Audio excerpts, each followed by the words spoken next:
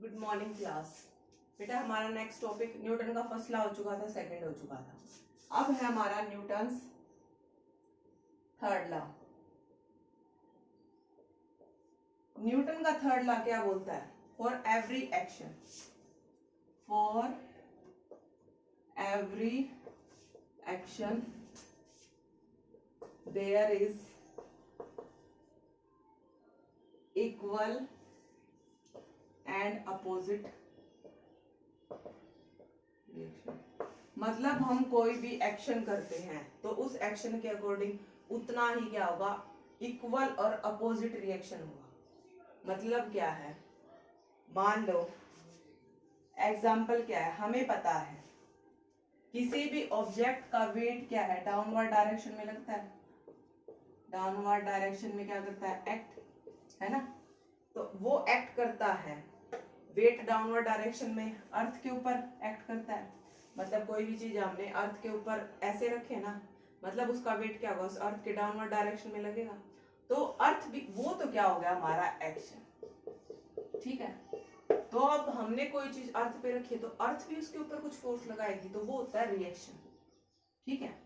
तो अर्थ भी उसके ऊपर क्या है, कुछ नॉर्मल रिएक्शन प्रोवाइड करेगी। मींस कोई ऑब्जेक्ट अर्थ के ऊपर ऐसे रखा है, उसका वेट डाउनवर्ड डायरेक्शन में क्या कर रहा है, एक्ट कर रहा है।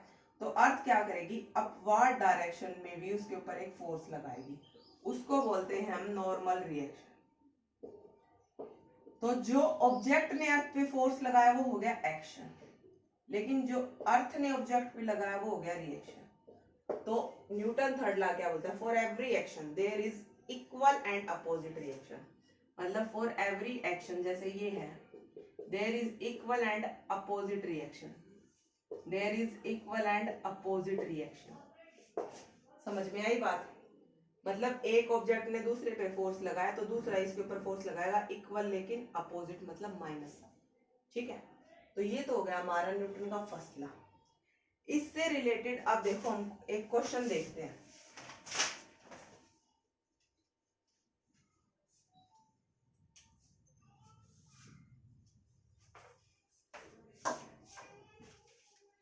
तो अब क्या है, हमें पता है, जैसे मैंने ये रॉकेट ले लिया, ठीक है, ठीक है।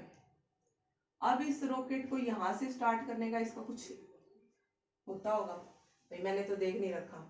अब हम उस रॉकेट को नीचे से मतलब ऑन करते हैं, ठीक है। अब जैसे आप दिवाली पे देखते होगे, रॉकेट लेके आते होगे, वो ऐसे खड़ा, उसके नीचे ऐसे वो होता होगा एक धागा सा, है ना। वहीं से हम क्या करते हैं, उसको बर्न करते हैं ना।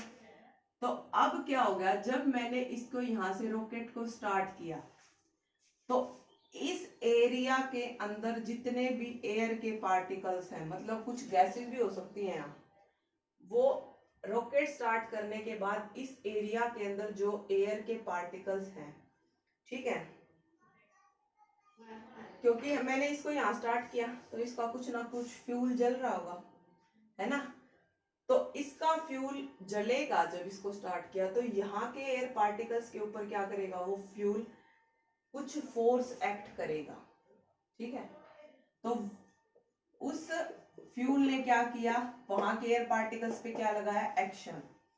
तो वो एयर पार्टिकल्स भी तो इसके ऊपर कुछ रिएक्शन प्रोवाइड करेंगे ना। तो वो जो एयर पार्टिकल जो इसके ऊपर रिएक्शन फोर्स अप्लाई करेंगे, तो इससे क्या होगा, वो रॉकेट ऊपर उड़ जाएगा। समझ में आई बात? मतलब मैं ये बोल रही हूँ कि जब मैंने क्या है, इस रॉकेट को स्टार्ट किया, मतलब इसका यहाँ से, अब आप प्लेन को देखते हो, मतलब हम उसको स्टार्ट करते हैं तो क्या है, नीचे से बहुत एयर मतलब जो भी रेत वगैरह कुछ भी होता है, एकदम से बहुत तेज हवा चलने लग जाती है ना। तो उसका फ्यूल क्या कर रहा है, उस एरिया के अंदर प्रेजेंट एयर पार्टिकल्स या गैसेस के ऊपर क्या लगा रहा है, एक्शन फोर्स लगा रहा है। तो फिर वो सारे के सारे एयर पार्टिकल्स उसके ऊपर रिएक्शन फोर्स लगा देंगे, तो जिससे प्लेन क्या हो जाएगा, एकदम एकदम हवा में उड़ जाएगा। ऐसे ही हमारा रॉकेट के केस में होता है, यहाँ के फ्यूल, इसके फ्यूल की वजह से यहाँ के एयर पार्टिकल्स के ऊपर एक्शन फोर्स लगाता है, तो यहाँ वाले एयर पार्टिकल्स इसके ऊपर रिएक्शन लगाएंगे तो वो क्या हो जाएगा, हमारा हवा में उड़ जाएगा, ठीक है। तो प्राची की बुक में इससे रिलेटेड कुछ क्वेश्चंस है, वो आप देख लें, ठीक है। फिर उसके बाद है हमारा जैसे बुलेट और हमारी क्या होती है गन, उसका एग्जाम्पल भी है, वो भी देखना। मतलब बुलेट क्या है, उस गन के ऊपर एक्शन फोर्स लगा रही है, तो गन भी उसके ऊपर क्या है, रिएक्शन लगाएगी, तभी तो वो बुलेट फायर होके क्या है एकदम से आगे स्पीड से जाती है। समझ में आई बात। उसके बाद है हमारा एक law of conservation of momentum.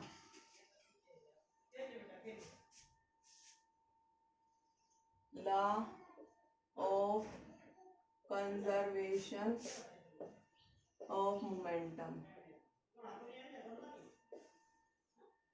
Law of conservation of momentum क्या बोलता है, during collision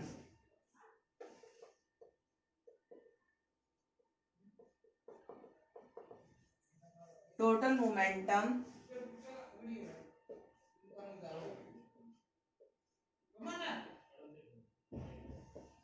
before collision and after collision, before collision and after collision is always equal। मतलब ये इसकी स्टेटमेंट लर्न करनी पड़ेगी, अभी मैं समझाती हूँ क्या है।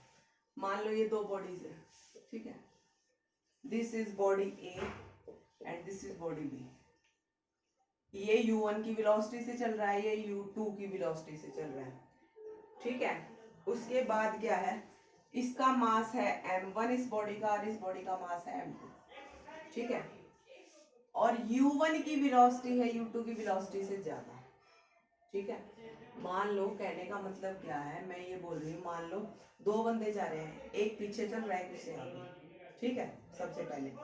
फिर पीछे वाले जो बंदे हैं उसकी स्पीड ज्यादा हो जाए आगे वाले से, तो एक पॉइंट पे जाके वो टकरा भी जाएंगे ना, ठीक है। तो वो वाली कौन सी कंडीशन होगी हमारी, कोलिजन वाली। मतलब क्या हो गया, ये एक दूसरे से क्या हो गया, कोलाइड, ए और बी। इसने इसके ऊपर फोर्स लगाया और इसने इसके ऊपर फोर्स लगाया, जब एक दूसरे से टकराएंगे तो क्या हो गया, फोर्स लगाएंगे तो क्या हो जाएंगे, फिर आगे जाके वो एक दूसरे से फोर्स लगाएंगे, फिर अलग अलग हो जाएंगे, ये हो गया एक दूसरे से फिर दूर दूर, ए बी। पहले इसकी वेलोसिटी थी u1 u2, अब लास्ट में जाके इसकी वेलोसिटी हो जाएगी v1 और v2। तो ये है हमारा ड्यूरिंग कोलिजन, जब ये दोनों टकरा रहे थे उस टाइम की कंडीशन। ये है बिफोर कोलिजन, कोलाइड करने से पहले की कंडीशन, और ये है आफ्टर कोलिजन, ठीक है, कोलाइड करने के बाद की कंडीशन। उसने ये बोला है कि ड्यूरिंग कोलिजन मतलब इस टाइम जो टोटल मोमेंटम है बिफोर कोलिजन और आफ्टर कोलिजन क्या होगा, हमेशा इक्वल। मतलब क्या है, जो ये फर्स्ट बॉडी है इसका मोमेंटम क्या होगा, p is equal to M V होता है ना। अब ये हमारा v क्या है, इनिशियल वेलोसिटी मैंने मान रखी है u, तो ये क्या हो गया, m1 u1 हो गया। बिफोर कोलिजन मतलब कोलिजन से पहले दोनों का यानी प्लस, इसकी क्या होगी m1 u1, इसकी बॉडी m2 और इसकी है u2, ये हो गया। आफ्टर कोलिजन मोमेंटम क्या होगा, m1 v1 और m2 v2, दोनों का। ये हमारा मास तो बॉडी का सेम ही रहेगा। अब दो बंदे हैं एक दूसरे से टकरा रहे हैं, उनका पहले भी मास इतना ही था, बाद में भी इतना, तो m1 और m2 तो सेम रहेगा, लेकिन वेलोसिटी क्या आ जाएगी, u1 u2 थी पहले, फिर v1 v2 हो जाएगी। तो उसने बोला है टोटल मोमेंटम बिफोर कोलिजन और आफ्टर कोलिजन आर इक्वल। ये चीज हमें क्या करनी है, टू प्रूव, मतलब ये चीज प्रूव करके दिखानी है, ठीक है। ये डायग्राम समझ में आए, this is first, this is second and this is third. अब हम प्रूफ स्टार्ट करते हैं, ठीक है। अब देखो ये मैं रब कर रही हूँ यहाँ। अब मैंने बोला कि ड्यूरिंग कोलिजन की बात करें, एक बॉडी दूसरी बॉडी के ऊपर फोर्स लगा रही है, यानी F1 और F2, ये क्या कर रहे हैं, एक दूसरे के ऊपर फोर्स लगा रहे हैं, इक्वल और opposite, by Newton second law. By Newton क्या है, थर्ड लॉ के according for every action there is क्या है, equal and opposite reaction, by Newton third law. For every action there is equal and opposite reaction. तो F1 और F2 equal हो गए लेकिन माइनस साइन इस केस में, ठीक है। अब देखो, अब ये बॉडी इसके ऊपर फोर्स लगा रही है, तो इसके ऊपर फोर्स लगाएगी तो इसी का तो मास लेंगे, इसी का मोमेंट है, यानी F1 F2 पे फोर्स लगा रही है तो F क्या होता है, F is equal to M होता है। एक बॉडी दूसरे के ऊपर फोर्स लगा रही है तो उस बॉडी के मास के ऊपर, है ना, यानी क्या है, उसको हम लिखेंगे M2, क्योंकि दूसरी बॉडी का मास क्या है, M2, ठीक है। और A यानी A क्या होता है, V minus you by T, है ना। तो ये क्या हो गया, दूसरी बॉडी का मूवमेंट वेलोसिटी क्या है, V2 माइनस U2 बाय में T, ठीक है। इन दोनों ने कोलाइड किया, वो T टाइम तक कोलाइड कर किया, मतलब T टाइम तक वो एक दूसरे के क्या रहे, चिपके रहे, ठीक है। तो F is equal to M A की वैल्यू रखी है मैंने V2 माइनस U2 बाय में T, माइनस यहाँ लगा दिया।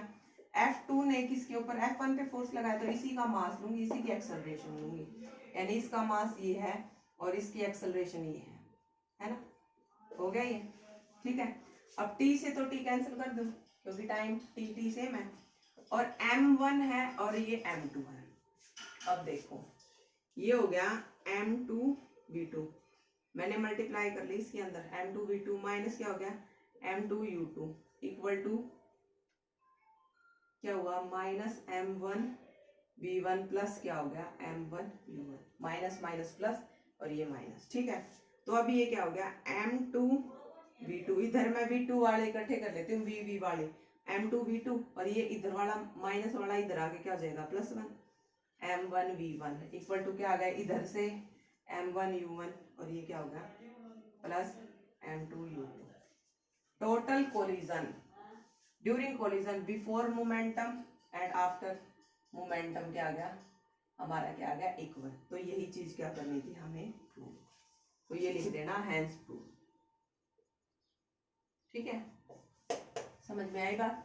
मैंने क्या किया है, मैंने सबसे पहले दो बॉडी दी, इसकी velocity U1 greater than U2, फिर इसकी वेलोसिटी से ज्यादा है तो पीछे वाली चीज आगे वाली से टकराएगी, टकरा गई, तो इसने इसके ऊपर फोर्स लगाया, इसने इसके ऊपर, तो फिर टकराने के बाद वो आगे जाके अलग हो गई, तो ये हो गया V1 V2 होगी इसकी वेलोसिटी, और मास क्या रहा, सेम रहा, M1 और M2, और A और B बॉडी तो थी।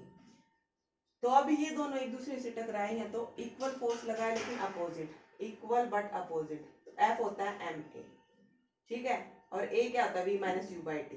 तो MA यानी इसने इसके ऊपर फोर्स लगाया, तो F1 में F2 पे लगाया, तो F1 ने F2 पे लगाया, तो ये F2 की चीज लिखी है इधर सारी, F2 का ही मास लिखा है, F2 की ये एक्सेलरेशन लिखी है, एक्सेलरेशन यानी V minus you by T, और दूसरे का लिख रहे हैं तो V2 minus U2 by T, ऐसे ही दूसरे ने पहले पे लगाया तो इसका लिख दिया, T से T कैंसल, और ये M2 के अंदर मल्टीप्लाई, M1 के अंदर मल्टीप्लाई, इधर V वाले इकट्ठे कर लिए, इधर U वाले इकट्ठे कर लिए, तो ये क्या हो गया हमारा law of conservation of moment, ठीक है बेटा। आज के लिए इतना ही, इसको अच्छे से प्रूव करके देखना और वो क्वेश्चन पढ़ना। Thank you.